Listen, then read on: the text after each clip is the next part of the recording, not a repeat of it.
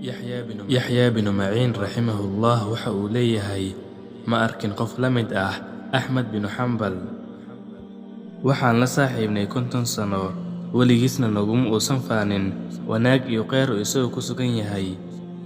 imaam axmed ayaan aragnay isagoo dhex socdo suuqa baqdaad. markaas ayuu iibsaday xoogaa xaabo ah, garabka ayuuna saartay.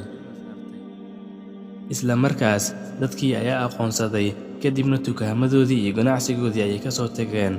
jidka ayayna u istaageen iyagoo salaamaya oo na ku leh, keen xaabada aan ka qaadnee.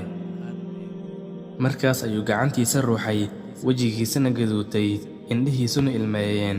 waxa uuna yidhi, waxaan nahay dad masaakiin ah, hadduuna allena asturi lahaynna waan fadeexoobi lahayn.